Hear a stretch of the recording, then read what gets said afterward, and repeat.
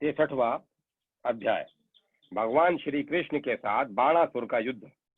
श्री सुखदेव जी कहते हैं, परीक्षित, बरसात के 4 महीने बीत गए, परंतु अनिरुद्ध जी का कहीं पता न चला।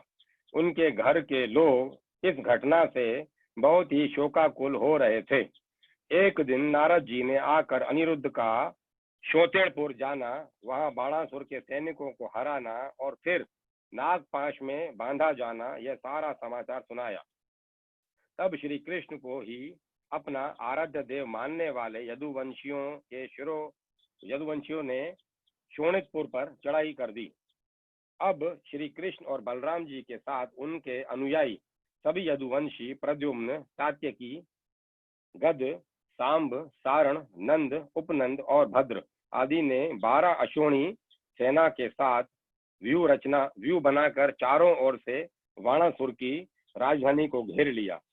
जब बाणासुर ने देखा कि यदुवंशियों की सेना नगर के उद्यान, परकोटों, बुर्जों और से द्वारों को तोड़ फोड़ रही है, तब उसे बड़ा क्रोध आया और वह भी 12 अश्वनी सेना लेकर नगर में निकल पड़ा।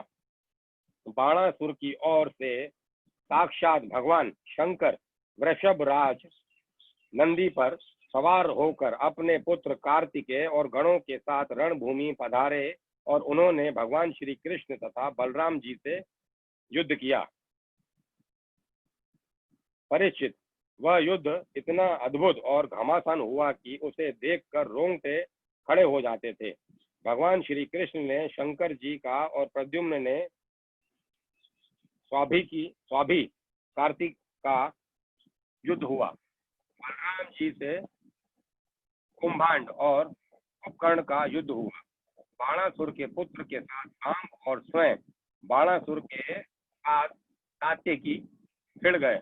ब्रह्मा आदि बड़े बड़े देवता, ऋषि, मुनि, सिद्ध, चारण, गंधर्व, अप्सराएं और यक्ष विमानों पर चढ़ चढ़कर युद्ध देखने के लिए आ पहुंचे। भगवान श्री कृष्ण ने अपने शांग्र धनुष के तीखी नोक वाले बाणों से शंकर जी के अनुचर भूत, प्रेत, समत, कुहाक, डाकनी, यातुधान, बेताल, विनायक, प्रेतगण, मातृगण, पिशाच, कुष्मांड और ब्रह्म राक्षसों को मार मार कर खदेड़ दिया। नागपाणी शंकर जी ने भगवान श्री कृष्ण पर भांति भांति के अगणित शस्त्र अस्त्रों का प्रयोग किया, परंतु भगवान श्री कृष्ण ने बिना किसी प्रकार के विस्मय के उन्हें विरोधी शस्त्रों से शांत कर दिया। भगवान श्री कृष्ण ने ब्रह्मा जी की शांति के लिए ब्रह्मास्त्र का, वायुअस्त्र के लिए पर्वतास्त्र का, अग्नेयास्त्र के लिए पर्जन्यास्त्र का और पाशुपतास्त्र के लिए नारायण अस्त्र का प्रयोग किया। इसके बाद भगवान श्री कृष्ण ने जुम्बास्त्र से, जिससे मनुष्य को जमाई पर जमाई आने लगती है, महादेव जी को मोहित कर दिया। वे युद्ध से विपरीत होकर जमाई लेने लगे। तब भगवान श्री कृष्ण शंकर जी की छुट्टी पाकर तलवार, गदा और बाणों से बाणासुर की सेना का संहार करने लगे। इधर प्रद्युम्न ने बाणों की बौछार से स्वामी कार्तिकेय को घायल कर दिया। उनके अंग अंग से रक्त की धारा बह चली। वे रणभूमि छोड़कर अपने वाहन मयूर द्वारा भाग निकले। बलराम जी ने अपने मूसल की चोट से कुंभांड और कुंभकर्ण को घायल कर दिया। वे रणभूमि में गिर पड़े। इस प्रकार अपने सेनापतियों को हताहत देखकर बाणासुर की सारी सेना तितर बितर हो गई। जब रथ पर सवार बाणासुर ने देखा कि श्री कृष्ण आदि के प्रहार से हमारी सेना तितर बितर और तहस नहस हो रही है, तब उसे बड़ा क्रोध आया। उसने चिढ़कर सात्यकी को छोड़ दिया और वह भगवान श्री कृष्ण पर आक्रमण करने के लिए दौड़ पड़ा। परीक्षित, रणोन्मुक्त बाणासुर ने अपने 1000 हाथों से एक साथ ही 500 धनुष खींचकर एक एक पर 2-2 बाण चढ़ाए, परंतु भगवान श्री कृष्ण ने एक साथ ही उसके सारे धनुष काट डाले और सारथी, रथ और घोड़ों को भी धराशायी कर दिया और शंख ध्वनि की। कोटरा नाम की एक देवी वाणासुर की धर्म माता थी। वह अपने उपासक पुत्र के प्राणों की रक्षा के लिए बाल बिखेर कर नंग धड़ंग भगवान श्री कृष्ण के सामने आकर खड़ी हो गई।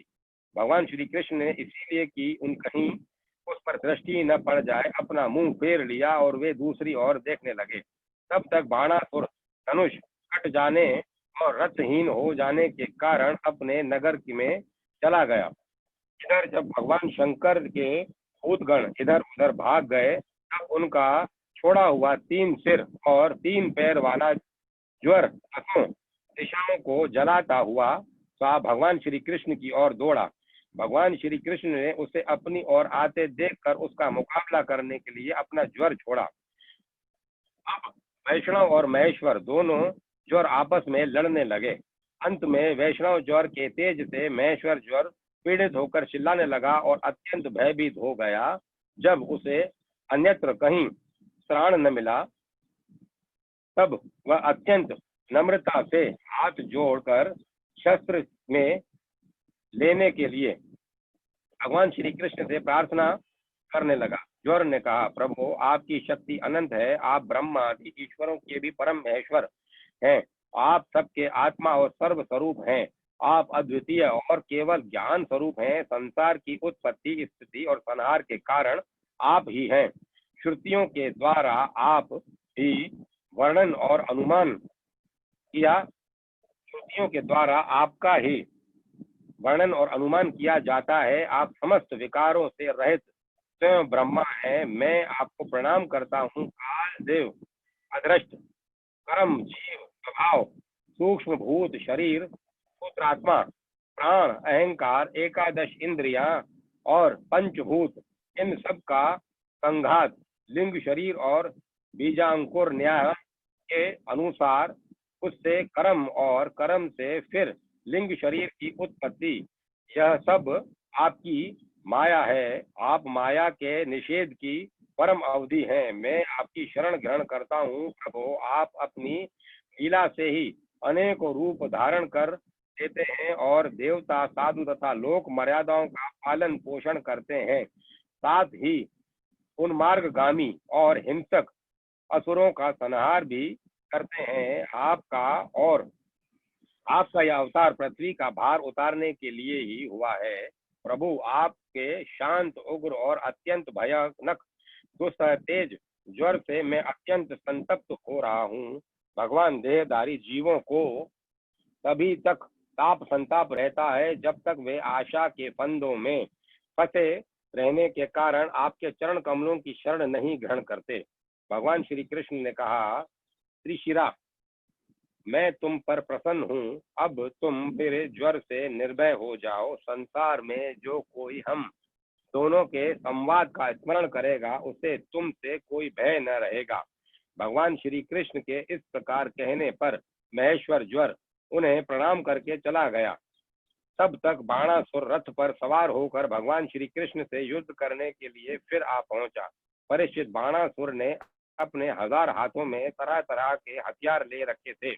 अब वह अत्यंत क्रोध में भरकर चक्रपाणी भगवान पर बाणों की वर्षा करने लगा। जब भगवान श्री कृष्ण ने देखा कि बाणासुर ने तो बाणों की झड़ी लगा दी है, तब वे छुरे के समान तीखी धार वाले चक्र से उसकी भुजाएं काटने लगे, मानो कोई किसी वृक्ष की छोटी छोटी डालियां काट रहा हो।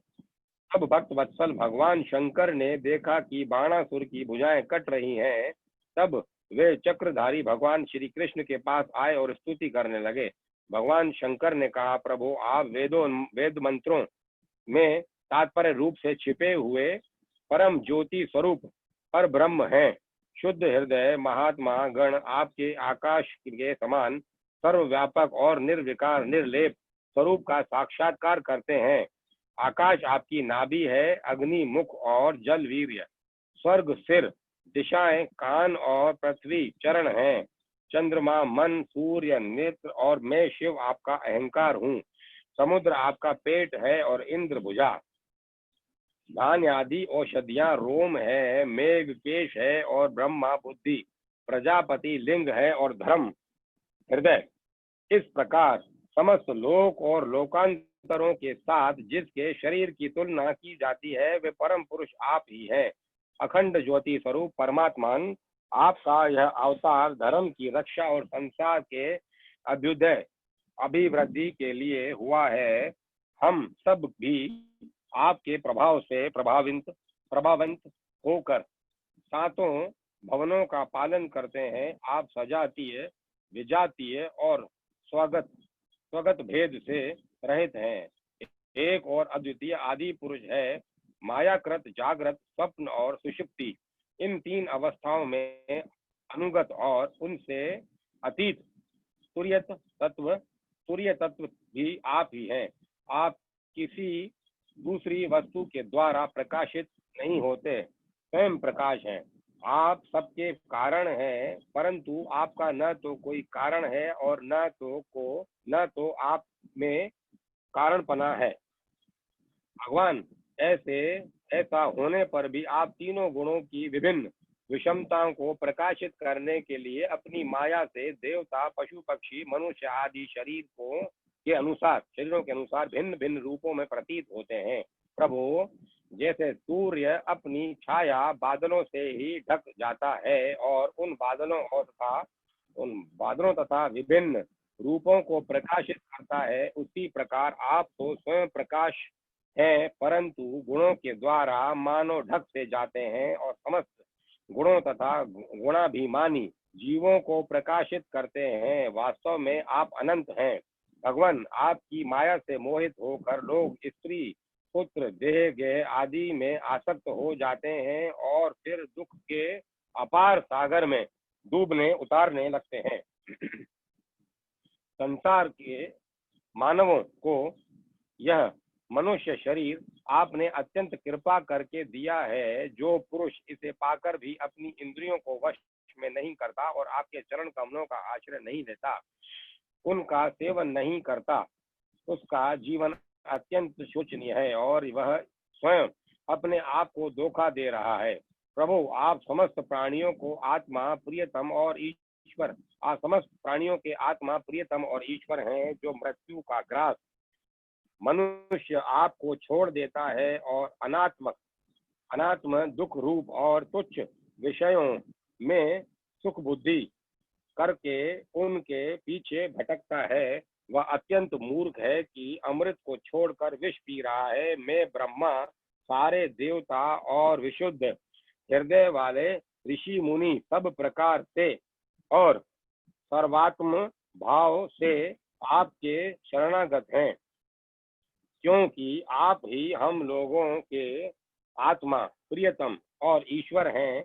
आप जगत की उत्पत्ति, स्थिति और प्रलय के कारण हैं। आप सब में सम, परम शांत, सबके सहृदय आत्मा और इष्ट देव हैं।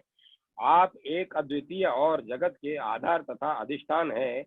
हे प्रभु, हम सब संसार से मुक्त होने के लिए आपका भजन करते हैं। देव, यह बाणासुर मेरा परम प्रिय कृपा पात्र और सेवक है। मैंने इसे अभय दान दिया है। प्रभु, जिस प्रकार इसके परदादा दैत्यराज प्रहलाद पर आपका कृपा प्रसाद है, वैसा ही कृपा प्रसाद आप इस पर भी करें। भगवान श्री कृष्ण ने कहा, भगवान, आपकी बात सुनकर जैसा आप चाहते हैं मैं इसे निर्भय किए देता हूँ। आपने पहले इसके संबंध में जैसा निश्चय किया था, मैंने उसकी भुजाएं काट कर उसी का अनुमोदन किया है। मैं जानता हूँ कि बाणासुर दैत्य राज बलि का पुत्र है, इसीलिए मैं भी उसका वध नहीं कर सकता, क्योंकि मैंने प्रहलाद को वर दे दिया है कि मैं तुम्हारे वंश में पैदा होने वाले किसी भी दैत्य का वध नहीं करूंगा। इसका घमंड चूर करने के लिए ही मैंने इसकी भुजाएं काट दी हैं। इसकी बहुत बड़ी सेना पृथ्वी के लिए भार हो रही थी, इसीलिए मैंने उसका संहार कर दिया है। अब इसकी 4 भुजाएं बच रही हैं, ये अजर अमर बनी रहेंगी। यह बाणासुर आपके पार्षदों में मुख्य होगा। अब इसको किसी प्रकार का भय नहीं है। श्री कृष्ण से इस प्रकार अभयदान प्राप्त करने वाले बाणासुर ने उनके पास आकर धरती में माथा टेका, प्रणाम किया और अनिरुद्ध जी को अपनी पुत्री उषा के साथ रथ पर बिठाकर भगवान के पास ले आए। इसके बाद भगवान श्री कृष्ण ने महादेव जी की सम्मति से वस्त्र अलंकार विभूषित उषा और अनिरुद्ध जी को एक अश्वनी सेनाएं के साथ आगे करके द्वारका के लिए प्रस्थान किया। इधर द्वारका में भगवान श्री कृष्ण आदि के शुभागमन का समाचार सुनकर झंडियों और तोरणों से नगर का कोना कोना सजा दिया गया। बड़ी बड़ी सड़कों को और चौराहों को चंदन मिश्रित जल से सींच दिया गया। नगर के नागरिकों, बंधु बांधवों और ब्राह्मणों ने आगे आकर खूब धूमधाम से भगवान का स्वागत किया। उस समय शंख, नगारों और ढोलों की तुमुल ध्वनि हो रही थी। इस प्रकार भगवान श्री कृष्ण ने अपनी राजधानी में प्रवेश किया। परीक्षित, जो पुरुष श्री शंकर जी के साथ भगवान श्री कृष्ण का युद्ध और उनकी विजय की कथा का प्रातः काल उठकर स्मरण करता है, उसकी पराजय नहीं होती। 64वां अध्याय, नृग राजा की कथा। श्री सुखदेव जी कहते हैं, प्रिय परीक्षित, एक दिन सांब, प्रद्युम्न, चारुभानु और गद आदि यदुवंशी राजकुमार घूमने के लिए उपवन में गए। वहां बहुत देर तक खेल खेलते हुए उन्हें प्यास लग आई। अब वे इधर उधर जल की खोज करने लगे। वे एक कुएं के पास गए, उसमें जल तो था नहीं। अब एक बड़ा विचित्र जीव दिख पड़ा। वह जीव पर्वत के समान आकार का एक गिरगिट था। उसे देखकर उनके आश्चर्य की सीमा न रही। उनका हृदय करुणा से भर आया और वे उसे बाहर निकालने का प्रयत्न करने लगे, परंतु जब वे राजकुमार उस गिरे हुए गिरगिट को चमड़े और सूत की रस्सियों से बांधकर बाहर न निकाल सके, तब कौतूहलवश उन्होंने एक आश्चर्य में वृतांत भगवान श्री कृष्ण के पास जाकर निवेदन किया। जगत के जीवन दाता कमल नयन भगवान श्री कृष्ण उस कुएं पर आए। उसे देखकर उन्होंने बाएं हाथ से खेल खेल में अनायास ही उसको बाहर निकाल दिया। भगवान श्री कृष्ण के हर कमल का स्पर्श होते ही उसका गिरगिट रूप जाता रहा और वह एक स्वर्गीय देवता के रूप में परिणित हो गया। अब उसके शरीर का रंग तपाए हुए सोने के समान चमक रहा था और उसके शरीर पर अद्भुत वस्त्र, आभूषण और पुष्पों के हार शोभा पा रहे थे। यद्यपि भगवान श्री कृष्ण जानते थे कि इस दिव्य पुरुष को गिरगिट योनि क्यों मिली थी, फिर भी वह कारण सर्वसाधारण को मालूम न हो जाए, इसीलिए उन्होंने उस दिव्य पुरुष से पूछा, महाभाग, तुम्हारा रूप तो बहुत ही सुंदर है, तुम हो कौन? मैं तो ऐसा समझता हूँ कि तुम अवश्य ही कोई श्रेष्ठ देवता हो। कल्याण मूर्ति, किस कर्म के फल से तुम्हें इस योनि में आना पड़ा था? वास्तव में तुम इसके योग्य नहीं हो। हम लोग तुम्हारा वृतांत जानना चाहते हैं। यदि तुम हम लोगों को यह वह बतलाना उचित समझो तो अपना परिचय अवश्य दो। श्री सुखदेव जी कहते हैं, परीक्षित, जब अनंत मूर्ति भगवान श्री कृष्ण ने राजा नर्ग से, क्योंकि वे ही इस रूप में प्रकट हुए थे, इस प्रकार पूछा, तब उन्होंने अपना सूर्य के समान चाजल्यमान मुकुट झुकाकर भगवान को प्रणाम किया और वे इस प्रकार कहने लगे। राजा नर्ग ने कहा, प्रभु, मैं महाराज इक्ष्वाकु का पुत्र राजा नृग हूँ। जब कभी किसी ने आपके सामने दुनिया की गिनती की होगी, तब उसमें मेरा नाम भी अवश्य ही आपके कानों में पड़ा होगा। प्रभु, आप समस्त प्राणियों की एक एक वृत्ति के साक्षी हैं। भूत और भविष्य का विधान भी आपके अखंड ज्ञान में किसी प्रकार की बाधा नहीं डाल सकता, अतः आपसे छिपा ही क्या है। फिर भी मैं आपकी आज्ञा का पालन करने के लिए कहता हूँ। भगवान, पृथ्वी में जितना धूलि कण है, आकाश में जितने तारे हैं और वर्षा में जितनी जल की धाराएं गिरती हैं, मैंने उतने ही गौएं दान की थी। वे सभी गौएं दूधार, नौजवान, सीधी, सुंदर, सुलक्षणा और कपिला थी। उन्हें मैंने न्याय के धन से प्राप्त किया था। सबके साथ बछड़े थे, उनके सींगों में सोना मढ़ दिया गया था और खुरों में चांदी, उन्हें वस्त्र, हार और गहनों से सजा दिया जाता था, ऐसी गौएं मैंने दी थी। भगवान, मैं युवा अवस्था में संपन्न श्रेष्ठ ब्राह्मण कुमारों को, जो सद्गुणी, शील संपन्न, कष्ट में पड़े हुए, कुटुंब वाले, दंभ रहित, तपस्वी, वेदवाणी शिष्यों को विद्या दान करने वाले और सच्चरित्र होते, वस्त्र आभूषण से अलंकृत करता और उन गौओं का दान करता। इस प्रकार मैंने बहुत सी गौएं, पृथ्वी, सोना, घर, घोड़े, हाथी, दासियों के सहित कन्याएं, तिलों के पर्वत, चांदी, शैया, वस्त्र, रत्न, ग्रह सामग्री और रथ आदि दान किए और अनेकों यज्ञ किए और बहुत सी कुएं बावली आदि बनवाए। एक दिन किसी अप्रीतिग्रही दान न लेने वाले तपस्वी ब्राह्मण की एक गाय बिछुड़कर मेरी गांव में आ मिली। मुझे इस बात का बिल्कुल पता न चला, इसीलिए मैंने अनजान में उसे किसी दूसरे ब्राह्मण को दान कर दिया। जब उस गाय को वे ब्राह्मण ले चले, तब उस गाय के असली स्वामी ने कहा, अरे तो यह तो मेरी है। दान ले जाने वाले ब्राह्मण ने कहा, यह तो मेरी है, क्योंकि राजा नृग ने मुझे इसका दान किया है।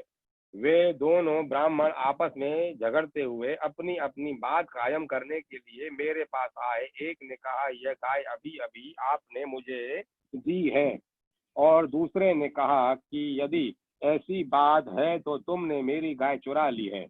भगवान, उन दोनों ब्राह्मणों की बात सुनकर मेरा चित्त भ्रमित हो गया। मैंने धर्म संकट में पड़कर उन दोनों से बड़ी अनुनय विनय की और कहा कि मैं बदले में 1,00,000 उत्तम गौएं दूंगा। आप लोग मुझे यह गाय दे दीजिए। मैं आप लोगों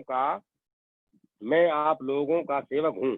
मुझसे अनजान में यह अपराध बन गया है। मुझ पर आप लोग कृपा कीजिए और मुझे इस घोर कष्ट से तथा घोर नरक में गिरने से बचा लीजिए। राजन, मैं उसके बदले में कुछ नहीं लूंगा। यह कहकर गाय का स्वामी चला गया। तुम इसके बदले में 1,00,000 ही नहीं, 10,000 गौएं और दो दो तो भी मैं इसके बदले में कुछ नहीं लूंगा। यह कहकर गाय का स्वामी चला गया। तुम इसके बदले में 1,00,000 ही नहीं, 10,000 गौएं और दो तो भी नहीं, तो भी मैं लेने का नहीं। इस प्रकार कहकर दूसरा ब्राह्मण भी चला गया। देवादिदेव जगदीश्वर, इसके बाद आयु समाप्त होने पर यमराज के दूत आए और मुझे यमपुरी ले गए। वहां यमराज ने मुझसे पूछा, राजन, तुम पहले अपना पाप का फल भोगना चाहते हो या पुण्य का? तुम्हारे दान और धर्म के फल स्वरूप तुम्हें ऐसा तेजस्वी लोक प्राप्त होने वाला है जिसकी कोई सीमा ही नहीं है। भगवान, तब मैंने यमराज से कहा, देव, पहले मैं अपने पाप का फल भोगना चाहता हूँ। और उसी क्षण यमराज ने कहा, तुम गिर जाओ। उनके ऐसा कहते ही मैं वहां से गिरा और गिरते ही समय मैंने देखा कि मैं गिरगिट हो गया हूँ। प्रभु, मैं ब्राह्मणों का सेवक, उदार दानी और आपका भक्त था। मुझे इस बात की उत्कट अभिलाषा थी कि किसी प्रकार आपके दर्शन हो जाएं। इस प्रकार आपकी कृपा से मेरे पूर्व जन्म की स्मृति नष्ट न हुई। भगवान, आप परमात्मा हैं, बड़े बड़े शुद्ध हृदय योगीश्वर, उपनिषदों की दृष्टि से, अभेद दृष्टि से अपने हृदय में आपका ध्यान करते रहते हैं। इंद्रियातीत परमात्मन, साक्षात आप मेरे नेत्रों के सामने कैसे आ गए? क्योंकि मैं तो अनेक प्रकार के व्यसनों, दुखद कर्मों में फंसकर अंधा हो रहा था। आपका दर्शन तो तब होता है जब संसार के चक्र से छुटकारा मिलने का समय आ जाता है। देवताओं के भी आराध्य देव पुरुषोत्तम गोविंद, आप ही व्यक्त और अव्यक्त, जगत तथा जीवों के स्वामी हैं, अविनाशी, अच्युत। आपकी कीर्ति पवित्र है। अंतर्यामी नारायण, आप ही समस्त वृत्तियों और इंद्रियों के स्वामी हैं। प्रभु श्री कृष्ण, मैं अब देवताओं के लोक में जा रहा हूँ। आप मुझे आज्ञा दीजिए, आप ऐसी कृपा कीजिए कि मैं चाहे कहीं भी क्यों न रहूं, मेरा चित्त सदा आपके चरण कमलों में ही लगा रहे। आप समस्त कार्य और कारणों के रूप में विद्यमान हैं, आपकी शक्ति अनंत है और आप स्वयं ब्रह्म हैं। आपको मैं नमस्कार करता हूँ। सच्चिदानंद स्वरूप सर्वांतर्यामी वासुदेव श्री कृष्ण, आप समस्त योगों के स्वामी योगेश्वर हैं। मैं आपको बार बार नमस्कार करता हूँ। राजा नृक ने इस प्रकार कहकर भगवान की परिक्रमा की और अपने मुकुट से उनके चरणों का स्पर्श करके प्रणाम किया। फिर उनसे आज्ञा लेकर सबके देखते देखते ही वे श्रेष्ठ विमान पर सवार हो गए। राजा नृग के चले जाने पर ब्राह्मणों के परम प्रेमी, धर्म के आधार, देव की नंदन भगवान श्री कृष्ण ने क्षत्रियों को शिक्षा देने के लिए वहां उपस्थित अपने कुटुंब के लोगों से कहा, जो लोग अग्नि के समान तेजस्वी हैं, वे भी ब्राह्मणों का थोड़े से थोड़ा धन हड़प कर नहीं पचा सकते।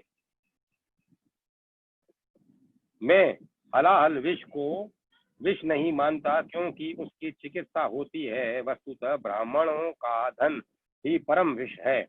इसको पचा लेने के लिए पृथ्वी में कोई औषध, कोई उपाय नहीं है।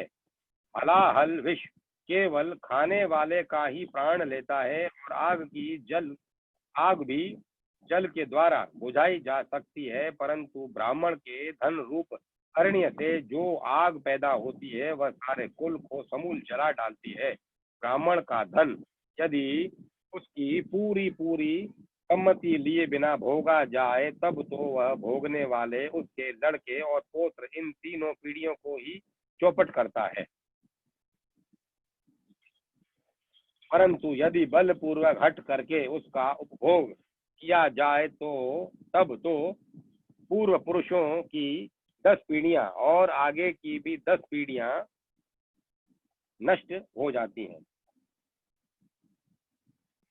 जो मूर्ख राजा अपनी राजलक्ष्मी के घमंड से अंधे होकर ब्राह्मणों का धन हड़पना चाहते हैं, समझना चाहिए कि वे जानबूझकर नरक में जाने का रास्ता साफ कर सकते हैं। वे देखते नहीं कि उन्हें अंधपतन के कैसे गहरे खड्डे में गिरना पड़ेगा। जिन उदार हृदय और बहु कुटुंबी ब्राह्मणों की वृत्ति छीन ली जाती है, उनके रोने पर उनकी आंसुओं की बूंदों से धरती के जितने धूली कण भीगते हैं, उतने वर्षों तक ब्राह्मणों के सत्व को छीनने वाले उस उच्छल राजा और उसके वंशजों को कुंभी पाक नरक से में दुख भोगना पड़ता है।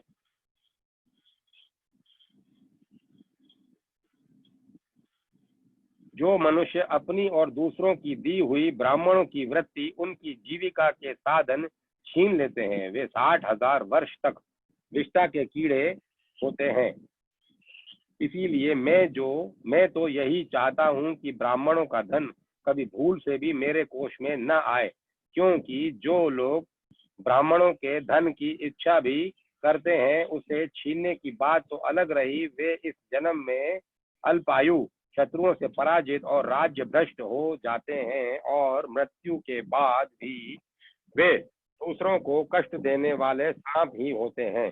इसीलिए मेरे आत्मियों, यदि ब्राह्मण अपराध करे तो भी उसे द्वेष मत करो। वह मार ही क्यों न बैठे या बहुत सी गालियां या शाप ही क्यों न दे दे, उसे तुम लोग सदा नमस्कार ही करो। जिस प्रकार मैं बड़ी सावधानी से तीनों समय ब्राह्मणों को प्रणाम करता हूँ, वैसे ही तुम लोग भी किया करो। जो मेरी इस आज्ञा का उल्लंघन करेगा, उसे मैं क्षमा नहीं करूंगा, दंड दूंगा। यदि ब्राह्मण के धन का अपहरण हो जाए, तो वह अपहृत धन उस अपहरण करने वाले को अनजान में उसके द्वारा यह अपराध हुआ हो तो भी अंधपतन के गड्ढे में डाल देता है, जैसे ब्राह्मण की गाय ने अनजान में उसे लेने वाले राजा नृग को नरक में डाल दिया था। परीक्षित, समस्त लोगों को पवित्र करने वाले भगवान श्री कृष्ण द्वारका वासियों को इस प्रकार उपदेश देकर अपने महल में चले गए। 64वां अध्याय श्री बलराम जी का ब्रजगमन। श्री सुखदेव जी कहते हैं, परीक्षित, भगवान बलराम जी के मन में ब्रज के नंद बाबा आदि स्वजन संबंधियों से मिलने की बड़ी इच्छा और उत्कंठा थी। अब वे रथ पर सवार होकर द्वारका से नंद बाबा के ब्रज में आए। इधर उनके लिए ब्रजवासी गोप और गोपियां भी बहुत दिनों से उत्कंठित थी। उन्हें अपने बीच में पाकर सबने बड़े प्रेम से गले लगाया। बलराम जी ने माता यशोदा और नंद बाबा को प्रणाम किया। अब उन लोगों ने भी आशीर्वाद देकर उनका अभिनंदन किया, यह कहकर कि बलराम जी, तुम जगदीश्वर हो, अपने छोटे भाई श्री कृष्ण के साथ सर्वदा हमारी रक्षा करते रहो। उनको गोद में ले लिया और अपने प्रेमाश्रुओं से उन्हें भिगा दिया। इसके बाद बड़े बड़े गोपों को बलराम जी ने और छोटे छोटे गोपों ने बलराम जी को नमस्कार किया। वे अपनी आयु, मेल जोल और संबंध के अनुसार सबसे मिले जुले। ग्वाल बालों के पास जाकर किसी से हाथ मिलाया, किसी से मीठी मीठी बातें की, किसी को खूब हंस हंस कर गले लगाया। इसके बाद जब बलराम जी की थकावट दूर हो गई, वे आराम से बैठ गए, तब सब ग्वाल उनके पास आए। उन ग्वालों ने कमल नयन भगवान श्री कृष्ण के लिए समस्त भोग, स्वर्ग और मोक्ष तक का त्याग रखा था। बलराम जी ने जब उनके लिए उनके घर वालों के संबंध में कुशल प्रश्न किया, तब उन्होंने प्रेम गदगद वाणी से उनसे प्रश्न किया,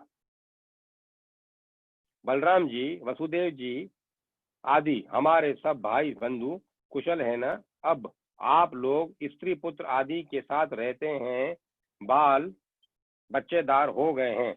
क्या कभी आप लोगों को हमारी याद भी आती है? यह बड़े सौभाग्य की बात है कि पापी कंस को आप लोगों ने मार डाला और अपने सहृदय संबंधियों को बड़े कष्ट से बचा लिया। यह भी कम आनंद की बात नहीं है कि आप लोगों ने और भी बहुत से शत्रुओं को मार डाला या जीत लिया और अब अत्यंत सुरक्षित दुर्ग किले में आप लोग निवास करते हैं। परीक्षित, भगवान बलराम जी के दर्शन से उनकी प्रेम भरी चितवन से गोपियां निहाल हो गईं। उन्होंने हंसकर पूछा, क्यों बलराम जी, नगर वासियों के प्राण वल्लभ श्री कृष्ण सब अब सकुशल तो है न? क्या कभी उन्हें अपने भाई बंधु और पिता माता की भी याद आती है? क्या वे अपनी माता के दर्शन के लिए एक बार भी यहाँ आ सकेंगे? क्या महाबाहु श्री कृष्ण कभी हम लोगों की सेवा का भी कुछ स्मरण करते हैं? आप जानते हैं कि स्वजन संबंधियों को छोड़ना बहुत ही कठिन है, फिर भी हमने उनके लिए माँ बाप, भाई बंधु, पति पुत्र और बहन बेटियों को भी छोड़ दिया। परंतु प्रभु, वे बात में हमारे सौहृदय और प्रेम का बंधन काट कर हमसे नाता तोड़कर परदेश चले गए। हम लोगों को बिल्कुल ही छोड़ दिया। हम चाहती तो उन्हें रोक लेती, परंतु जब वे कहते कि हम तुम्हारे ऋणी हैं, तुम्हारे उपकार का बदला कभी नहीं चुका सकते, तब ऐसी कौन सी स्त्री है जो उनकी मीठी मीठी बातों पर विश्वास न कर लेती? एक गोपी ने कहा, बलराम जी, हम तो गांव की गंवार ग्वालिनें ठहरी उनकी बातों में आ गई, परंतु नगर की स्त्रियां तो बड़ी चतुर होती हैं, भला वे चंचल और कृतघ्न श्री कृष्ण की बातों में क्यों फंसने लगी? उन्हें तो वे नहीं छका पाते होंगे। दूसरी गोपी ने कहा, नहीं सखी, श्री कृष्ण बातें बनाने में तो एक ही हैं, ऐसी रंग बिरंगी मीठी मीठी बातें गढ़ते हैं कि क्या कहना। उनकी सुंदर मुस्कुराहट और प्रेम भरी चितवन से नगर नारियां भी प्रेमावेश से व्याकुल हो जाती होंगी।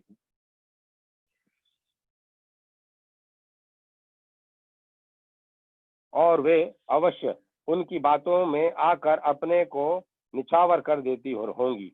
तीसरी गोपी ने कहा, अरे गोपियों, हम लोगों को उसकी बात से क्या मतलब? यदि समय ही काटना है तो कोई दूसरी बात करो।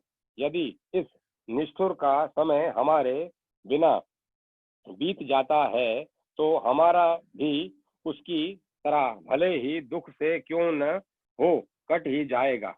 अब गोपियों के भाव नेत्रों के सामने भगवान श्री कृष्ण की हंसी, प्रेम भरी बातें, चारु चितवन, अनूठी चाल और प्रेमालिंगन आदि मूर्तिमान होकर नाचने लगे। वे उन बातों की मधुर स्मृति में तन्मय होकर रोने लगी।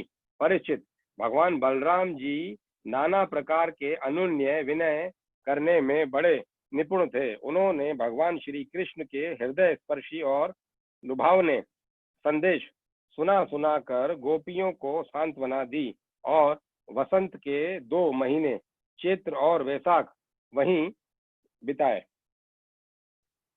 वे रात्रि के समय गोपियों में रहकर उनके प्रेम की अभिवृद्धि करते। वे क्यों न हो भगवान राम ही जो ठहरे। वे रात्रि के समय गोपियों में रहकर उनके प्रेम की अभिवृद्धि करते। क्यों न हो भगवान राम ही जो ठहरे। उस समय कुमुदनी की सुगंध लेकर भीनी भीनी वायु चलती रहती। पूर्ण चंद्रमा की चांदनी छिटक कर यमुना जी के तटवर्ती उपवन को उज्जवल कर देती और भगवान बलराम गोपियों के साथ वहीं विहार करते। वरुण देव ने अपनी पत्नी वरुणी देवी को वहां भेज दिया था। वह एक वृक्ष के खोडर से बह रही वह एक वृक्ष के खोडर से बह निकली। उसने अपनी सुगंध से सारे वन को सुगंधित कर दिया। मधुधारा की वह सुगंध वायु ने बलराम जी के पास पहुंचाई, मानो उसने उन्हें उपहार दिया हो। उसकी महक से आकृष्ट होकर बलराम जी गोपियों को लेकर वहां पहुंच गए और उनके साथ उसका पान किया। उस समय गोपियां बलराम जी के चारों ओर उनके चरित्र का गान कर रही थीं और वे मतवाले से होकर वन में विचर रहे थे। उनके नेत्र आनंद मद से विहल हो रहे थे। गले में पुष्पों का हार शोभा पा रहा था। वैजंती की माला पहने हुए आनंद उन्मुक्त हो रहे थे। उनके एक कान के में कुंडल झलक रहा था। मुखारविंद पर मुस्कुराहट की शोभा निराली ही थी। उस पर पसीने की बूंदें हिमकण के समान जान पड़ती थी। सर्वशक्तिमान बलराम जी ने जल क्रीड़ा करने के लिए यमुना जी को पुकारा, परंतु यमुना जी ने यह समझकर कि ये तो मतवाले हो रहे हैं, उनकी आज्ञा का उल्लंघन कर दिया। वे नहीं आई। तब बलराम जी ने क्रोधपूर्वक अपने हल की नोक से उन्हें खींचा और कहा, पापिनी यमुने, मेरे बुलाने पर भी तू मेरी आज्ञा का उल्लंघन करके यहाँ नहीं आ रही, मेरा तिरस्कार कर रही है। देख, अब मैं तुझे तेरे स्वेच्छाचार का फल चखाता हूँ। अभी अभी तुझे हल की नोक से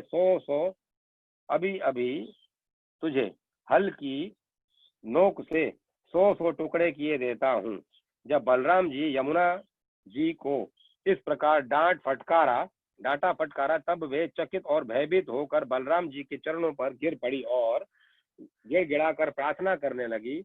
लोकाभिराम बलराम जी, महाबाहो, मैं आपका पराक्रम भूल गई थी। जगत पते, अब मैं जान गई कि आपके अंश मात्र शेष जी इस सारे जगत को धारण करते हैं। भगवान, आप परम ऐश्वर्यशाली हैं। आपके वास्तविक स्वरूप को न जानने के कारण ही मुझसे यह अपराध बन गया है। सर्वस्वरूप भक्त वत्सल, मैं आपकी शरण में हूँ।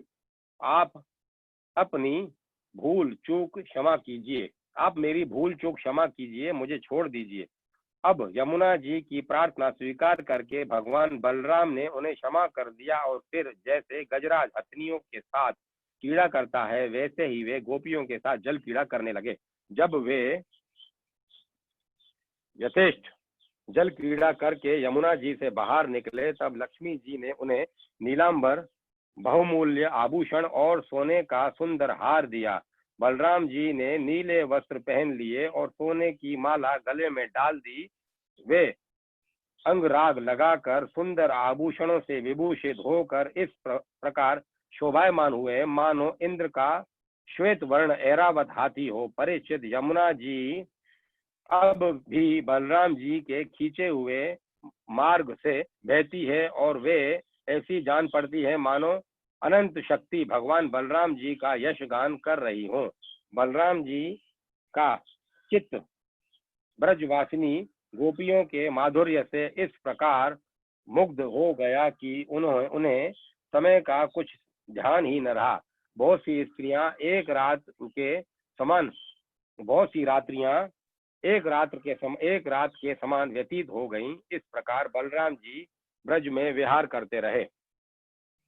66वां अध्याय, कोंड्रक और काशी राज का उद्धार।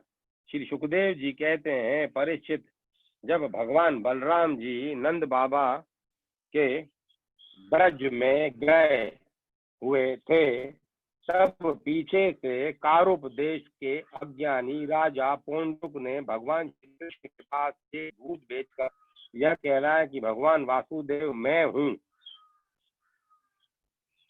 जब भगवान बलराम जी नंद बाबा के ब्रज में गए हुए थे, तब पीछे से कुरुष देश के अज्ञानी राजा पौंड्रुक ने भगवान श्री कृष्ण के पास एक दूत भेजकर यह कहलाया कि भगवान वासुदेव मैं हूँ। मूर्ख उन्हें ठहकाया करते थे कि आप ही भगवान वासुदेव हैं और जगत की रक्षा के लिए पृथ्वी पर अवतीर्ण हुए हैं। इसका फल यह हुआ कि मूर्ख अपने को ही भगवान मान बैठा। जैसे बच्चे आपस में खेलते समय किसी को ही राजा मान लेते हैं और वह राजा की तरह उनके साथ व्यवहार करने लगता है, वैसे ही मंदमती अज्ञानी पौंड्रिक ने अचिंत्य गति भगवान श्री कृष्ण की लीला और रहस्य न जानकर द्वारका में उनके पास दूत भेज दिया। पौंड्रिक का दूत द्वारका आया और राजसभा में बैठे हुए कमल नयन भगवान श्री कृष्ण को उसने अपने राजा का यह संदेश कह सुनाया, एकमात्र मैं ही वासुदेव हूँ, तुम्हारा कोई नहीं, दूसरा कोई नहीं। एकमात्र मैं ही वसुदेव हूँ, दूसरा कोई नहीं। प्राणियों पर कृपा करने के लिए मैंने ही अवतार ग्रहण किया है। तुमने झूठ मूठ अपना नाम वासुदेव रख लिया है, अब उसे छोड़ दो। यदुवंशी, तुमने मूर्खतावश मेरे चिन्ह धारण कर रखे हैं, उन्हें छोड़कर मेरी शरण में आओ और यदि मेरी बात तुमने स्वीकार न की तो मुझसे युद्ध करो। श्री सुखदेव जी कहते हैं, परीक्षित, मंदमती पौंड्रक की यह बहक सुनकर उग्रसेन आदि सभासद जोर जोर से हंसने लगे। उन लोगों की हंसी समाप्त होने के बाद भगवान श्री कृष्ण ने दूत से कहा, तुम जाकर अपने राजा से कह दो कि रे मूढ़, मैं अपने चक्र आदि चिन्ह यूं नहीं छोड़ूंगा। इन्हें मैं तुझ पर छोड़ूंगा और केवल तुझ पर ही नहीं, तेरे उन सब साथियों पर भी जिनके बहकाने से तू इस प्रकार बहक रहा है। उस समय मूर्ख, तू अपना मुंह छिपाकर औंधे मुंह गिरकर चील, गिद्ध, बटेर आदि मांस भोजी पक्षियों से घिर कर सो जाएगा और तू मेरा शरण दाता नहीं, उन कुत्तों की शरण होगा जो तेरा मांस चित कर खा जाएंगे। परिचित, भगवान का यह तिरस्कार पूर्ण संवाद लेकर पौंड्रक का दूत अपने स्वामी के पास गया और उसे कह सुनाया। इधर भगवान श्री कृष्ण ने भी रथ पर सवार होकर काशी पर चढ़ाई कर दी, क्योंकि वह कुरुष का राजा उन दिनों वहीं अपने मित्र काशीराज के पास रहता था। भगवान श्री कृष्ण के आक्रमण का समाचार पाकर महारथी पौंड्रक भी 2 अश्वनी सेना के साथ शीघ्र ही नगर के बाहर निकल आया। काशी का राजा पौंड्रिक का मित्र था, अतः वह भी उसकी सहायता करने के लिए 3 अश्वनी सेना के साथ उसके पीछे पीछे आया। परिचित, अब भगवान श्री कृष्ण ने पौंड्रिक को देखा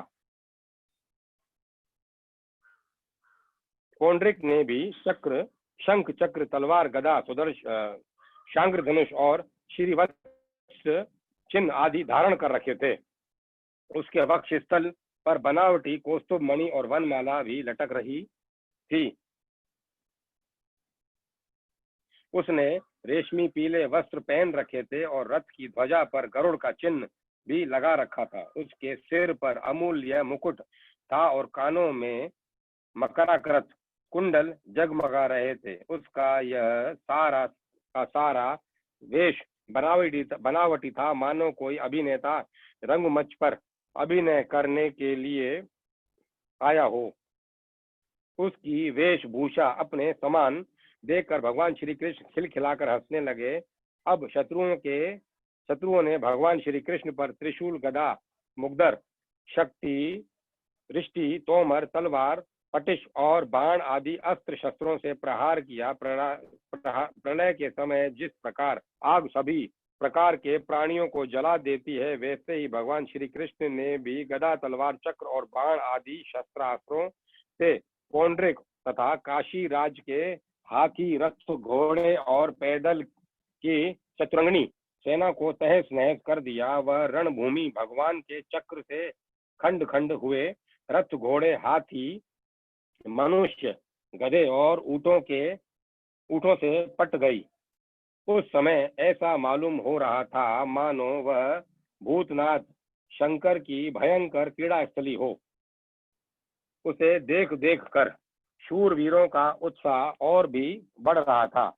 जब भगवान श्री कृष्ण ने पौंड्रिक से कहा, अरे पौंड्रक, तूने दूत के द्वारा कहलाया था कि मेरे चिन्ह, अस्त्र शस्त्र आदि छोड़ दो, सो अब मैं उन्हें तुझ पर छोड़ रहा हूँ। तूने झूठ मूठ मेरा नाम रख लिया है, अतः मूर्ख, अब मैं तुझसे उन नामों को भी छुड़ा कर रहूंगा। मेरी रही तेरे शरण में आने की बात, सो यदि मैं तुझसे युद्ध न कर सकूंगा तो तेरी शरण ग्रहण करूंगा। भगवान श्री कृष्ण ने इस प्रकार का तिरस्कार करके अपने तीखे बाणों से उसके रथ को तोड़ फोड़ा और चक्र से उसका सिर वैसे ही उतार लिया जैसे वज्र से पहाड़ों की चोटियों को उड़ा दिया था। इसी प्रकार भगवान ने अपने बाणों से काशी नरेश का सिर भी धड़ से ऊपर उड़ाकर काशीपुरी में गिरा दिया, जैसे वायु कमल का पुष्प गिरा देती है।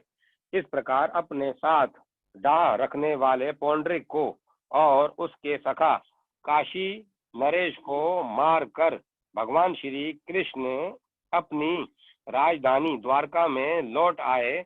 उस समय सिद्धगण भगवान की अमृतमयी कथा का गान कर रहे थे। परीक्षित, पौंड्रिक भगवान के रूप का चाहे वह किसी भाव से हो सदा चिंतन करता रहता है। इससे उसके सारे बंधन कट गए। वह भगवान का बनावटी वेश धारण किए रहता था। इससे बार बार उसी का स्मरण होने के कारण वह भगवान के सारूप्य को ही प्राप्त हुआ। उधर काशी में राजमहल के दरवाजे पर एक कुंडल मणित मुंड गिरा देकर लोग तरह तरह का संदेह करने लगे और सोचने लगे कि यह क्या है और किसका सिर है।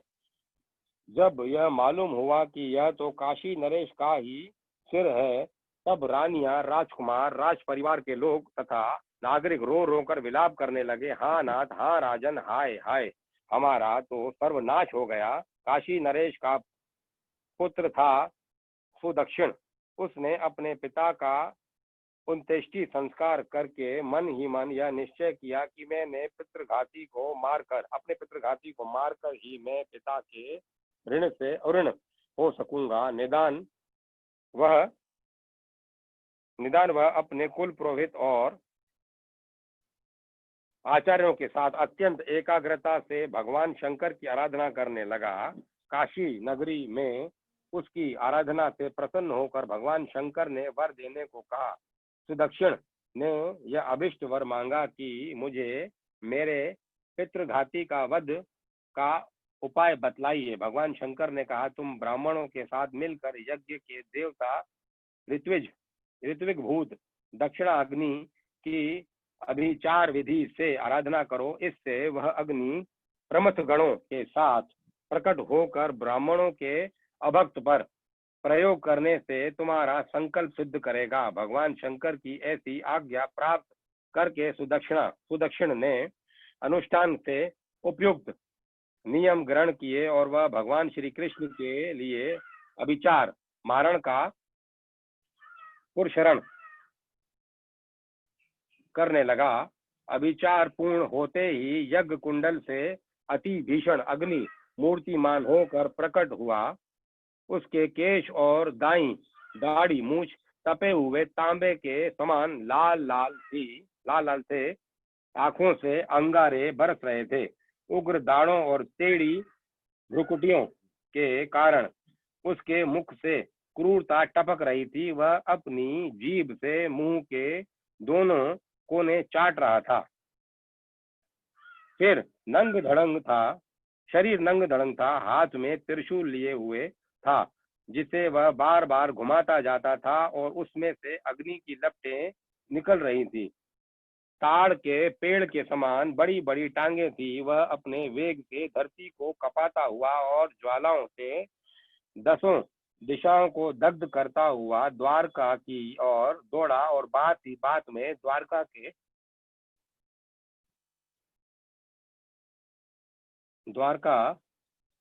के पास जा पहुंचा। उसके साथ ही बहुत से भूत भी थे।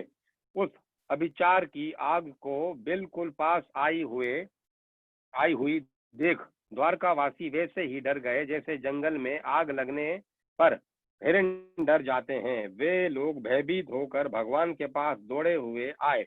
भगवान उस समय सभा में चौसर खेल रहे थे। उन लोगों ने भगवान से प्रार्थना की, तीनों लोकों के एकमात्र स्वामी द्वारका का नगरी उस आग से भस्म होना चाहती।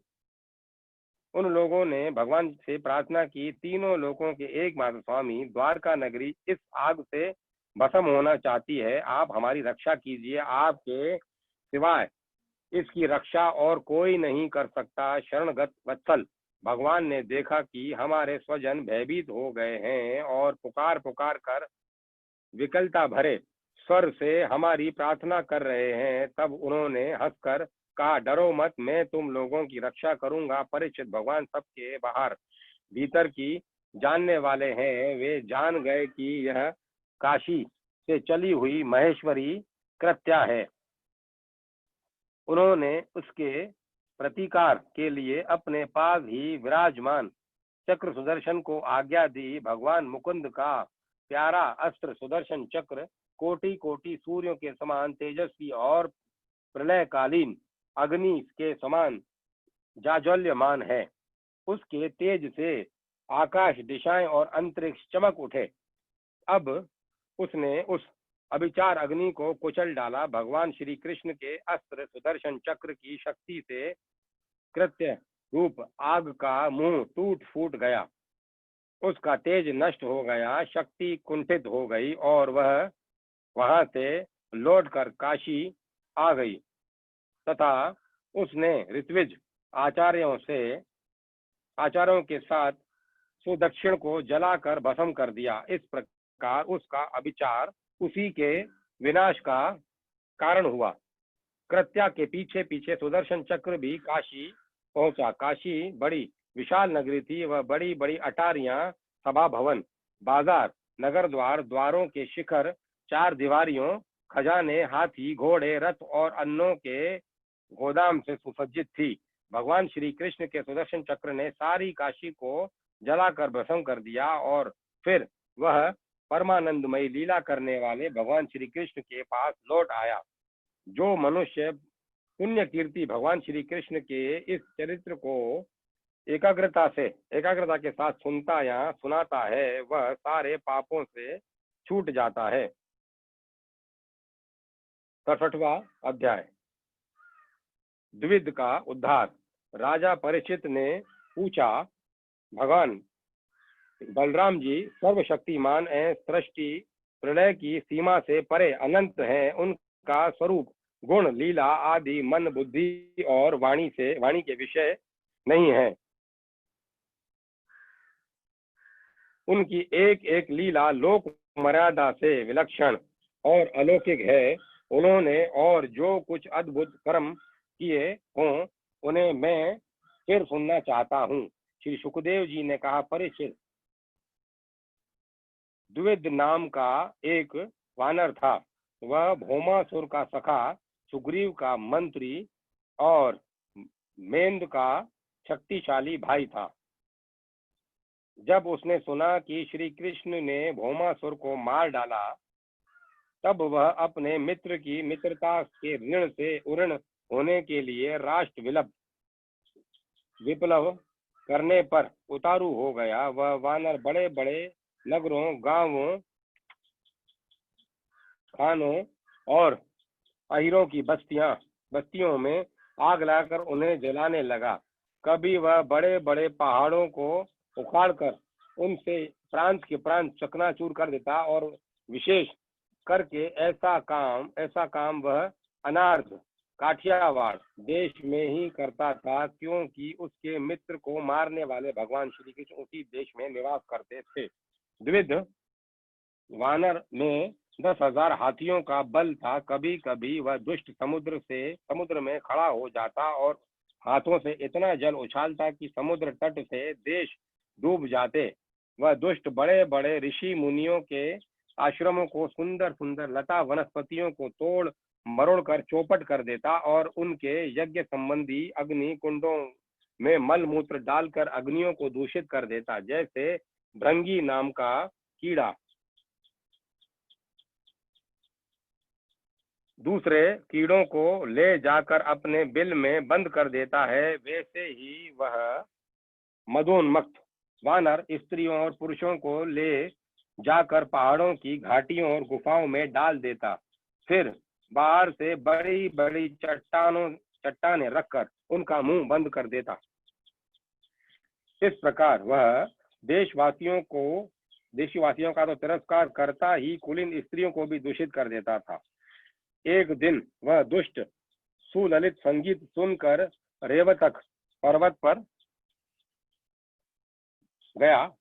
वहां उसने देखा कि यदुवंश शिरोमणि बलराम जी सुंदर सुंदर युवतियों के झुंड में विराजमान है। उनका एक एक अंग अत्यंत सुंदर और दर्शनीय है, और वक्ष स्थल पर कमलों की माला लटक रही है। वे मधुपान करके मधुर संगीत गा रहे थे और उनके नेत्र आनंदोन्मुख से विहल हो रहे थे। उनका शरीर इस प्रकार शोभायमान हो रहा था मानो कोई मदमस्त गजराज हो। वह दुष्ट वानर वृक्षों की शाखाओं पर चढ़ जाता और उन्हें झकझोर देता। कभी स्त्रियों के साथ आकर किलकारी भी मारने लगता। युवती स्त्रियां स्वभाव से ही चंचल और हास्य परिहास में रुचि रखने वाली होती हैं। बलराम जी की स्त्रियां उस वानर की ठिठाई देखकर हंसने लगी। अब वह वानर भगवान बलराम जी के सामने ही उन स्त्रियों की अवहेलना करने लगा। वह उन्हें कभी अपनी गुदा दिखाता तो कभी बोहें मटकाता, फिर कभी कभी गरज तरज कर मुंह बनाता घुड़कता। वीर शिरोमणि बलराम जी उसकी यह चेष्टा देखकर क्रोधित हो गए। उन्होंने उस पर पत्थर का एक टुकड़ा फेंका, परंतु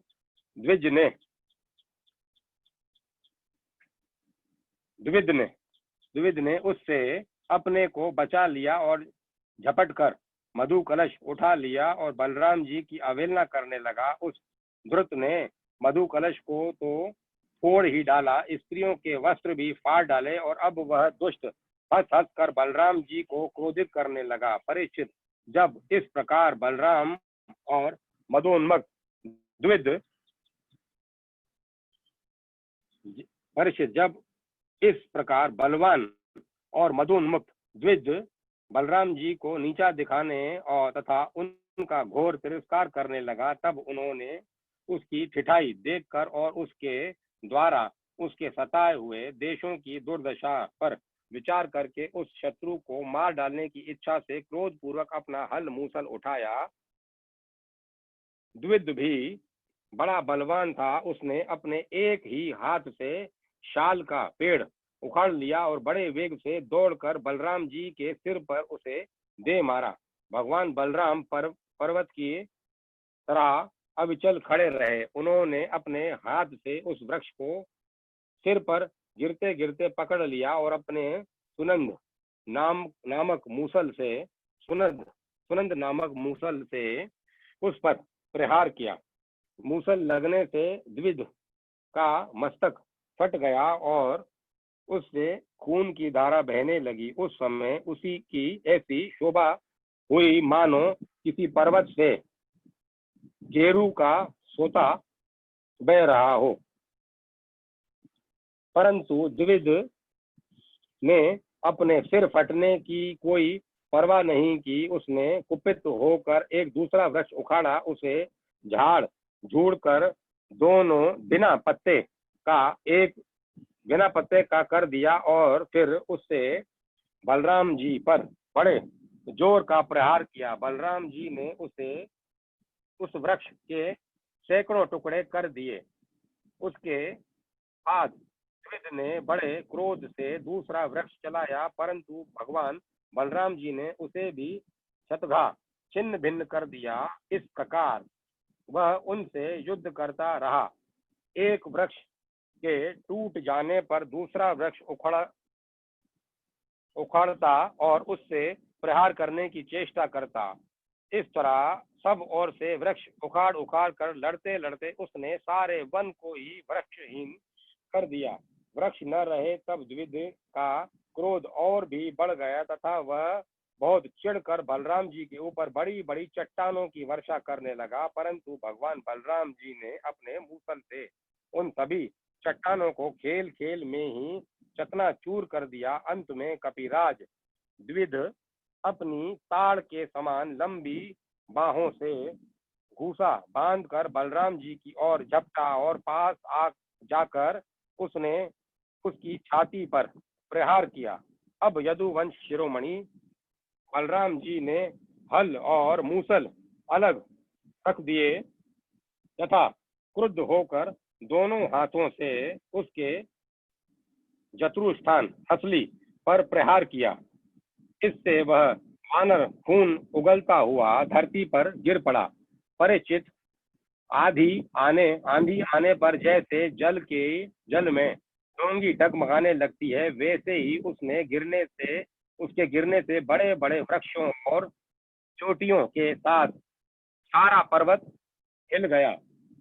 आकाश में देवता लोग जय जय, सिद्ध लोग नमो नमः और बड़े बड़े ऋषि मुनि साधो साधो के नारे लगाने और बलराम जी पर फूलों की वर्षा करने लगे। परीक्षित द्विध ने जगत में बड़ा उपद्रव मचा रखा था, अतः भगवान बलराम जी ने उसे इस प्रकार मार डाला और फिर वे द्वारकापुरी में लौट आए। उस समय सभी परिजन भगवान बलराम जी की प्रशंसा कर रहे थे।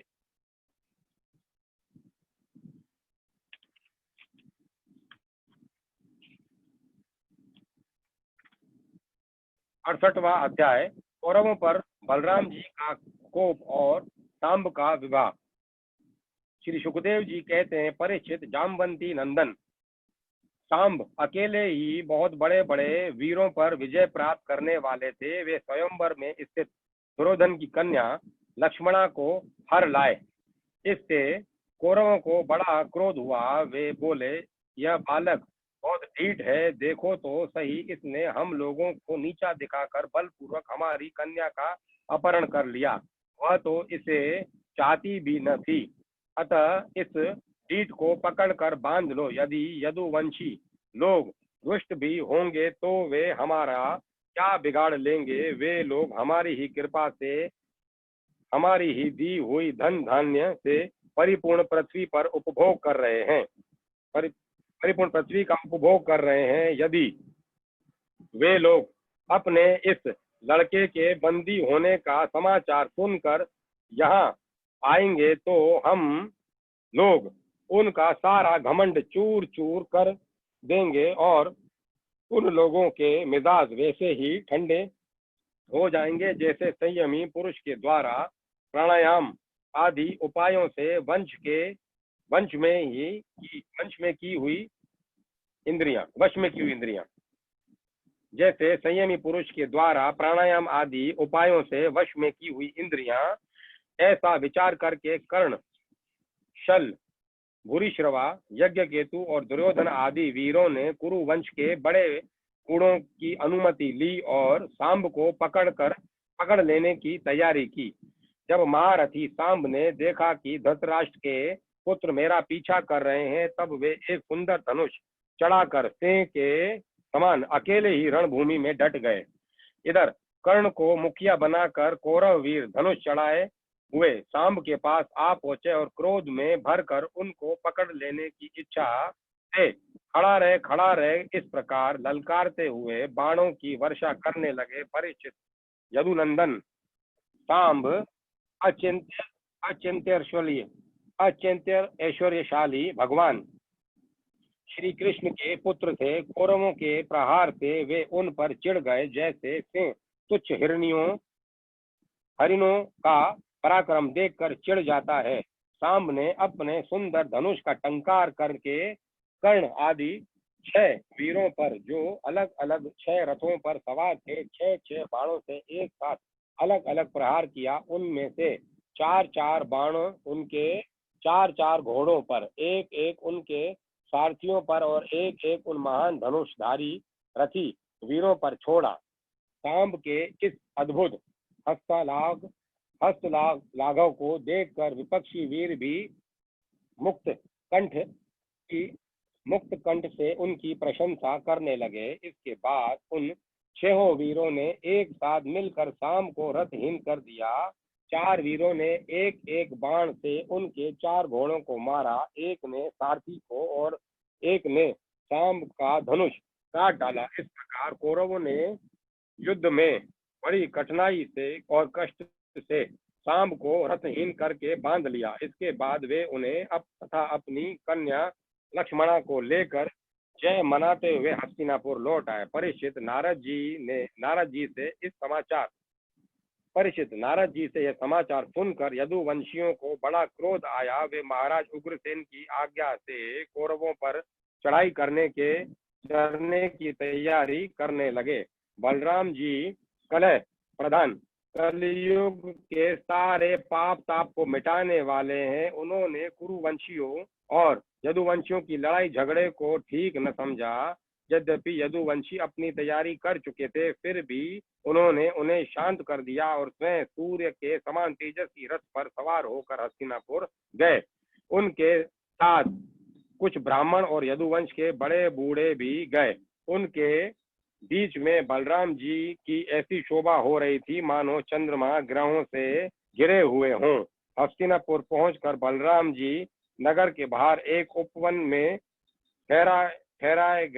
ठहर गए और कौरव लोग क्या करना चाहते हैं इस बात का पता लगाने के लिए उन्होंने उद्धव जी को धृतराष्ट्र के पास भेजा। उद्धव जी ने कौरवों की सभा में जाकर धृतराष्ट्र, भीष्म पितामह, द्रोणाचार्य, बाहिक और दुर्योधन की विधि पूर्वक अभ्यर्थना वंदना की और निवेदन किया कि बलराम जी पधारे हैं। अपने परम हितैषी और प्रियतम बलराम जी का आगमन सुनकर कौरवों की प्रसन्नता की सीमा न रही। वे उद्धव जी का विधि पूर्वक सत्कार करके अपने हाथों में मांगलिक सामग्री लेकर बलराम जी की अगवानी करने चले। फिर अपनी अपनी अवस्था और संबंध के अनुसार सब लोग बलराम जी से मिले तथा उनके सत्कार के लिए उन्हें गो अर्पण की एवं अर्घ प्रदान किया। उनमें जो लोग भगवान बलराम जी का प्रभाव जानते थे, उन्होंने सिर झुकाकर उन्हें प्रणाम किया। तदंतर उन लोगों ने परस्पर एक दूसरे का कुशल मंगल पूछा और यह सुनकर कि सब भाई बंधु सकुशल हैं, बलराम जी ने बड़ी धीरता और गंभीरता के साथ यह बात कही। सर्वसमर्थ राजा धीराज महाराज उग्रसेन ने तुम लोगों को एक आज्ञा दी है, उसे तुम लोग एकाग्रता और सावधानी के साथ सुनो और अविलंब उसका पालन करो। उग्रसेन जी ने कहा है, हम जानते हैं कि कईयों ने मिलकर अधर्म से अकेले धर्मात्मा सांब को हरा दिया और बंदी कर लिया है।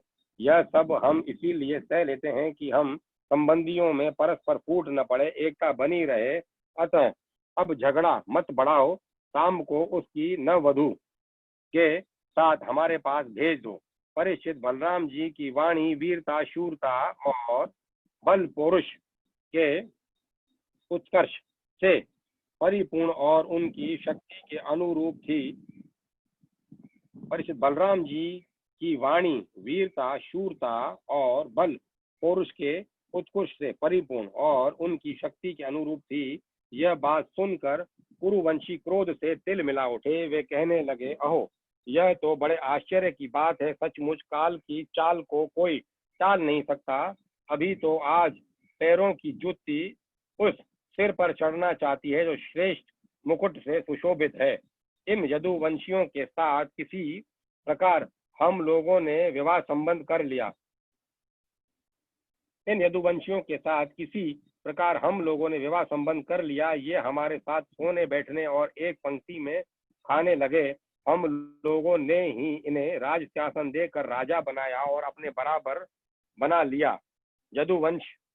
यदुवंशी चवर, पंखा, शंख, श्वेत छत्र, मुकुट, राज सिंहासन और राजोचित शैया का उपयोग इसीलिए कर रहे हैं कि हमने जानबूझकर इस विषय में अपेक्षा कर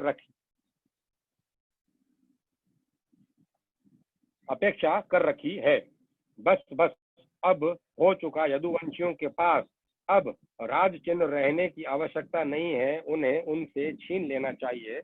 जैसे सांप को दूध पिलाने वाले के लिए ही घातक है, वैसे ही हमारे दिए हुए राज चिन्हों को लेकर ये यदुवंशी हमसे ही विपरीत हो रहे हैं। देखो तो भला, हमारे ही कृपा प्रसाद से तो इनकी बढ़ती हुई और अब ये निर्लज होकर हम ही पर हुक्म चलाने चले हैं। शोक है, जैसे सिंह का ग्रास कभी भेड़ा नहीं छीन सकता, वैसे ही यदि भीष्म, द्रोण, अर्जुन आदि कौरव वीर जानबूझकर न दे दें तो स्वयं देवराज इंद्र भी किसी वस्तु का उपभोग कैसे कर सकते हैं। श्री सुखदेव जी कहते हैं, परीक्षित, कुरुवंशी अपनी कुलीनता, बांधवों, परिवार वालों, भीष्म आदि के बल और धन संपत्ति के घमंड में चूर हो रहे थे। उन्होंने साधारण शिष्टाचार की भी परवाह नहीं की और वे भगवान बलराम जी को इस प्रकार दुर्वचन कहकर हस्तिनापुर लौट आए। बलराम जी ने कौरवों की दृष्टा अशिष्टता देखी और उनके दुर्वचन भी सुने। अब उनका चेहरा क्रोध से तमतमा उठा। उस समय उनकी ओर देखा तक नहीं जाता था। वे बार बार जोर जोर से हंसकर कहने लगे, सच है, जिन दुष्टों को अपनी कुलीनता, बल, पौरुष और उनका धन का घमंड हो जाता है, वे शांति नहीं चाहते। उनको दमन करने का, रास्ते पर लाने का उपाय समझाना बुझाना ठीक करने के लिए समझाना बुझाना नहीं, बल्कि दंड देना है। ठीक वैसे ही जैसे पशुओं को ठीक करने के लिए डंडे का प्रयोग आवश्यक होता है। भला देखो तो सही, सारे यदुवंशी और श्री कृष्ण भी क्रोध से भरकर लड़ाइयों के लिए तैयार हो रहे थे। मैं उन्हें शनै शनै समझा बुझाकर उन लोगों को शांत करने के लिए, सुलह करने के लिए यहाँ आया। फिर भी ये मूर्ख ऐसी दृष्टा कर रहे हैं। इन्हें शांति प्यारी नहीं है, कलह प्यारी है। ये इतने घमंडी हो रहे हैं कि बार बार मेरा तिरस्कार करके गालियां बक गए हैं। ठीक है भाई, ठीक है। पृथ्वी के राजाओं की तो बात ही क्या है, त्रिलोकी के स्वामी इंद्र आदि लोकपाल जिनकी आज्ञा का पालन करते हैं वे उग्रसेन राजाधिराज नहीं हैं, वे तो केवल भोज वृषणी और अंधक वंशी यादवों के ही स्वामी हैं, क्यों जो सुधर्मा सभा को अधिकार में करके उसमें विराजते हैं और जो देवताओं के वृक्ष पारिजात को उखाड़ कर ले आते हैं और उसका उपभोग करते हैं, वे भगवान श्री कृष्ण भी राज सिंहासन के अधिकारी नहीं है। अच्छी बात है। सारे जगत की स्वामिनी भगवती लक्ष्मी स्वयं जिनके चरण कमलों की उपासना करती है, वे लक्ष्मीपति भगवान श्री कृष्ण छत्र चवर आदि राजोचित सामग्रियों को नहीं रख सकते। ठीक है भाई। जिनके चरण कमलों की धूल संत पुरुषों के द्वारा सेवित गंगा आदि तीर्थों को भी तीर्थ बनाने वाली है। सारे लोकपाल अपने अपने श्रेष्ठ मुकुट पर जिनके चरण कमलों की धूल धारण करते हैं, ब्रह्मा शंकर मैं और लक्ष्मी जी जिनकी कला की भी कला है और जिनके चरणों की धूल सदा सर्वदा धारण करते हैं, उन भगवान श्री कृष्ण के लिए भला राज सिंहासन कहाँ रखा है। बेचारे यदुवंशी तो कौरवों का दिया हुआ पृथ्वी का एक टुकड़ा भोगते हैं। क्या खूब हम लोग जुटती हैं और ये कुरुवंशी सिर पर स्वयं सिर हैं। ये लोग ऐश्वर्य के से उन्मुक्त घमंडी कौरव पागल परी के हो रहे हैं, जिनकी एक एक बात कटुता से भरी और बेसिर पैर की है। मेरे जैसा पुरुष तो जो इनका शासन कर सकता है, उन्हें दंड देकर उनके होश ठिकाने ला सकता है, भला इनकी बात तो कैसे सहन कर सकता है। आज मैं सारी पृथ्वी को कौरवहीन कर डालूंगा। इस प्रकार कहते कहते बलराम जी क्रोध से ऐसे भर गए मानो त्रिलोकी को खत्म कर देंगे। वे अपना हल लेकर खड़े हो गए। उन्होंने उसकी नोक से बार बार चोट करके हस्तिनापुर को उखाड़ लिया और उसे डुबाने के लिए बड़े क्रोध से गंगा जी की ओर खींचने लगे। हल से खींचने पर हस्तिनापुर इस प्रकार कांपने लगा मानो जल में कोई नाव डगमगा रही हो।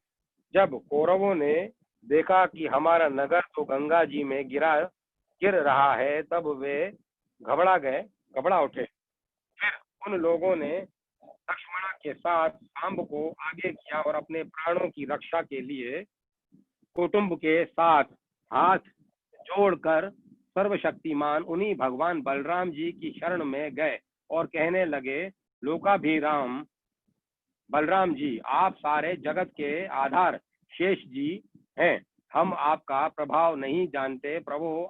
हम लोग मूढ़ हो रहे हैं, हमारी बुद्धि बिगड़ गई है, इसीलिए आप हम लोगों का अपराध क्षमा कर दीजिए। आप जगत की स्थिति उत्पत्ति और प्रलय के एकमात्र कारण हैं और स्वयं निराधार स्थित हैं। सर्वशक्तिमान प्रभु, बड़े बड़े ऋषि मुनि कहते हैं कि आप खिलाड़ी हैं और ये सब के सब लोग आपके खिलौने हैं। अनंत आपके सहस्त्र सहस्त्र सिर हैं और आप खेल खेल में ही इस भूमंडल को अपने सिर पर रखे रहते हैं। जब प्रलय का समय आता है, तब आप सारे जगत को अपने भीतर लीन कर लेते हैं और केवल आप ही बचे रहकर अद्वितीय रूप से शयन करते हैं। भगवान, आप जगत की स्थिति और पालन के लिए विशुद्ध तत्व में शरीर ग्रहण किए हुए हैं। आपका यह क्रोध द्वेष और मत्सर के कारण नहीं है, यह तो समस्त प्राणियों को शिक्षा देने के लिए है। समस्त शक्तियों को धारण करने वाले सर्व प्राणी स्वरूप अविनाशी भगवान, आपको हम नमस्कार करते हैं। समस्त विश्व के रचयिता देव, हम आपको बार बार नमस्कार करते हैं। हम आपकी शरण में हैं, आप कृपा करके हमारी रक्षा कीजिए। श्री सुखदेव जी कहते हैं, परीक्षित, कौरवों का नगर डगमगा रहा था और वे अत्यंत घबराहट में पड़े हुए थे। जब सब के सब कुरुवंशी इस प्रकार भगवान बलराम जी की शरण में आए और उनकी स्तुति प्रार्थना की, तब वे प्रसन्न हो गए और डरो मत ऐसा कहकर उन्हें अभयदान दिया। परीक्षित, दुर्योधन अपनी पुत्री लक्ष्मणा से बड़ा प्रेम करता था। उसने दहेज में 60-60 वर्ष के 1200 हाथी 60-60 वर्ष के 1200 हाथी, 10,000 घोड़े, सूर्य के समान चमकते हुए सोने के 6,000 रथ और सोने के हार पहनी हुई 1,000 दासियां दी। यदुवंशी शिरोमणि भगवान बलराम जी ने यह सब दहेज स्वीकार किया और नव दंपति लक्ष्मणा तथा सांब के साथ कौरवों का अभिनंदन स्वीकार करके द्वारका की यात्रा की। अब बलराम जी द्वारकापुरी में पहुंचे और अपने प्रेमी तथा समाचार जानने के लिए उत्सुक बंधु बांधवों से मिले। उन्होंने यदुवंशियों की भरी सभा में अपना वह सारा चरित्र कह सुनाया जो हस्तिनापुर में उन्होंने कौरवों के साथ किया था। परीक्षित, यह हस्तिनापुर आज भी दक्षिण की ओर ऊंचा और गंगा की ओर कुछ झुका हुआ है। इस प्रकार यह भगवान बलराम जी की पराक्रम की सूचना दे रहा है।